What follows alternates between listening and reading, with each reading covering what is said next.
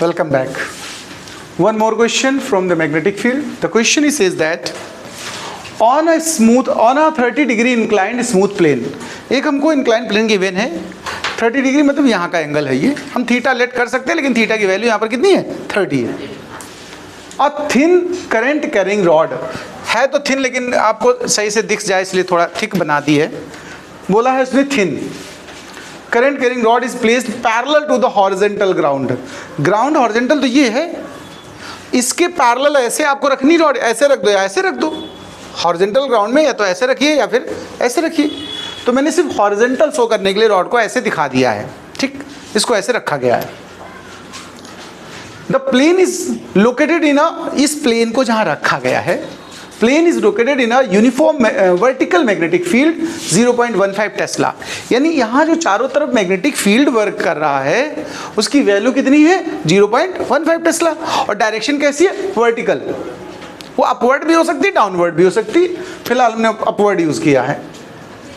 The mass पर length of the rod, rod का unit length का जो मास है वो कितना है 0.30 kg पर मीटर। ओके, क्वेश्चन हमसे डिटरमाइन क्या करने कह रहा है, देखो फाइंड द करंट, इसमें कुछ करंट पास कराना चाहें अगर हम तो उसकी वैल्यू बताओ। Find the current to keep the rod stationary, इसको यहाँ पर ऐसे रोके रखने के लिए कितना करंट पास होना चाहिए। भाई अगर नहीं रोके रखना है, मेरी बात सुनिए, तो इसमें एक मास से जो वेट बनता हुआ mg डाउनवर्ड काम करता कि नहीं करता बताओ। अगर रॉड को हम यहाँ रोकना चाहें, ऐसे छोड़ दोगे तो mg नीचे लेके गिर पड़ेगा कि नहीं बताओ, डाउनवर्ड mg काम करेगा कि नहीं करेगा। इसको रोकना है मतलब जो, यानी कहने का मतलब, रोकने का मतलब ध्यान रखना, जो ग्रेविटेशनल फोर्स है वो बैलेंस होना चाहिए किससे, मैग्नेटिक फोर्स से, तभी तो वो रुकी रहेगी वहां पर। बोलो भाई। अब इसको रोकने की सिचुएशन की अगर हम बात करें तो एक बात समझ लेना, थोड़ा सा क्लास 11th में पढ़ा भी होगा आपने, motion, Newton's law of motion वाले टॉपिक में हम डिस्कस किया था इंक्लाइन प्लेन, फ्रिक्शन वगैरह से रिलेटेड वहाँ पर। तो मैंने कहा था ये जो नॉर्मल होता है वो रिएक्शन होता है सरफेस का, इस सरफेस का जो रॉड पे रिएक्शन काम करेगा वो नॉर्मल टू द सरफेस होगा कि नहीं होगा, ये डायरेक्शन होती है। ऐसे क्वेश्चंस किए होंगे 11th में जरूर, आपने थोड़ा बहुत याद आ रहा होगा। और इसके अपोजिट देखो, ये अगर 30 तो ये भी 30 होगा। क्या आप इससे एग्री कर रहे हैं कि नहीं कर रहे हैं? कैसे होगा, ये 30 ये 90, तो ये बचा कितना 90 - 30 यानी 60, और ये पूरा है 90, तो इधर का हिस्सा क्या बन गया 30। तो इस mg का एक कंपोनेंट इस तरफ आएगा जिसे हम mg cos 30 कहेंगे, और दूसरा कंपोनेंट इस प्लेन के पैरेलल आ जाएगा, वो क्या होगा mg sin 30। यानी ये रॉड रखी प्लेन के ऊपर, हॉरिजॉन्टल है, कहाँ रखी है प्लेन के ऊपर रखी है। मेरी बात को थोड़ा प्रैक्टिकली 3D में समझ लेना, नहीं तो बाद में तुम कुछ और कंफ्यूज हो जाओ, टेंशन हमको दो और तुम भी टेंशन में आ जाओ, फिर चिट्ठी लिखो और कोई समस्या। देखो ये ऐसे प्लेन ऐसे है, थोड़ा इमेजिन करिए, ये रॉड हॉरिजॉन्टल ऐसे रखी गई है, समझ रहे हो। अब ये लुढ़कनी है नीचे को, बोलो तो इसको नीचे कौन लाएगा बताओ, mg sin 30 खिसका के कौन लाना चाहता है, इसको बैलेंस करे कौन, मैग्नेटिक फोर्स ऊपर की तरफ, बोलो। लेकिन रॉड पे कैसा फोर्स लगेगा, हॉरिजॉन्टल ऐसे, क्योंकि करंट पास हो रही ना। तो हमने क्या किया, एक्चुअल में जो फोर्स होगा मैं उसकी भी बात कर दूं, ये तो बैलेंस करने की बात अभी करेंगे।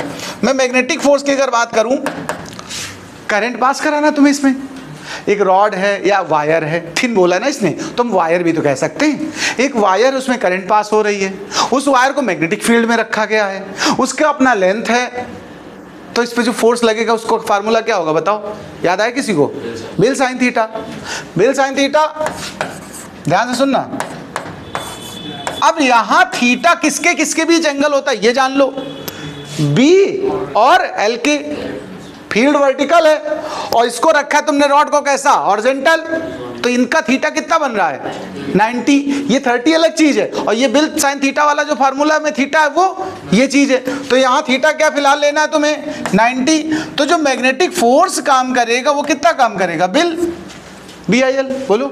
इस रॉड पे जो फोर्स काम करेगा वो BIL काम करेगा।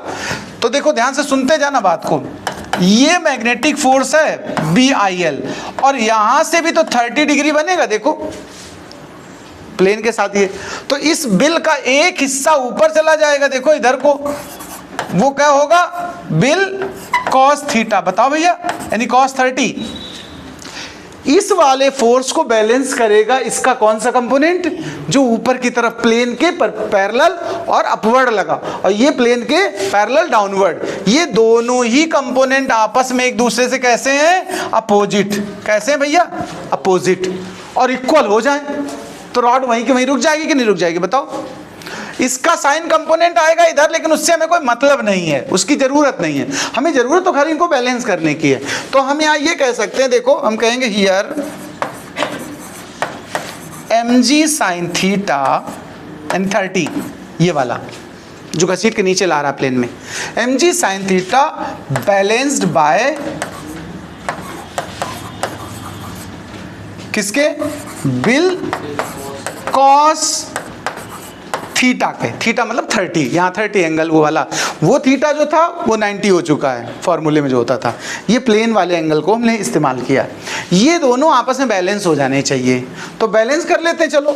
तो कुल मिला के BIL cos 30 is equal to mg sin 30।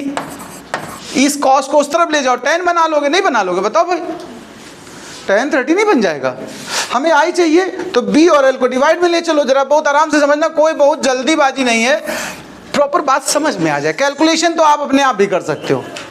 देखो हमें आई चाहिए, I is equal to M upon में L कर देना, क्योंकि हमको यहाँ पर मास पर यूनिट लेंथ गिवन है। तो हमने M के अपान में इस L को ले गया हूँ मैं, G तो अपनी जगह बना रहने दो। और देखो क्या गया, आई चाहिए, तब B डिवाइड में आएगा कि नहीं आएगा, बताओ। और ये क्या बन गया, tan 30। यहां तक मुझे लगता है आप समझ पा रहे होंगे कोई अच्छे से। इसकी वैल्यू हमें डायरेक्ट गिवन है, देखो m/l की। और G की वैल्यू अगर गिवन हो कभी क्वेश्चन में तो वो इस्तेमाल करो, और ना गिवन हो तो 9.8। और B की वैल्यू हमारे इस क्वेश्चन में कहां पर है, देखो कहीं B की वैल्यू 0.15 टेस्ला, ये तुम्हें लेना है B की वैल्यू। और tan 30 की सबको पता होगी 1/√3। वैल्यूज मेरा और रख दे रहा हूँ, कैलकुलेशन आपके लिए छोड़ता हूँ, ठीक है। देखो I इज इक्वल टू, मैं वैल्यू रख रहा हूँ, पहले फार्मूला एक बार फिर लिख दें। ये m/l बना था और G/B बना था और tan 30 बना था। यही सब वैल्यूज पुट करनी है। m/l हमारे क्वेश्चन में कितना था भैया जी, 0.3 था ना, 3 या 30 कह दो। G तो गिवन है इस क्वेश्चन में कि गिवन है, अगर क्वेश्चन में गिवन नहीं तो 9.8, गिवन होती तो 10 या जो भी गिवन होती। B की वैल्यू 0.15 टेस्ला और इसकी वैल्यू 1/√3। हम चाहें तो कैलकुलेशन आप पे छोड़ दें और चाहे तो हम कर दें। तो देखो फिर 3 1 जा 3 और 3 5 जा 15, तो 98/5 ही आएगा, क्यों भैया जी। और इसको हम क्या कर सकते हैं, √3 से ऊपर नीचे चाहो तो मल्टीप्लाई कर दो। मक्खी है, कुछ करने नहीं देगी। को हमने कहा आप इसको चाहें तो रेशनलाइजेशन तो जानते होंगे आप लोग, √3 से ऊपर नीचे मल्टीप्लाई कर लीजिए, नीचे 3 हो जाएगा, 15 हो जाएगा, 98 √3/15 इसकी वैल्यू रख लिए, सिंप्लीफाई कर लीजिए 11.25, या बहुत ज़्यादा राउंड अप करना है तो क्या लिख सकते हो 11.3 एम्पियर। वैसे यहीं पर छोड़ दे तब भी सफिशियंट है। Good bye, tata bye bye.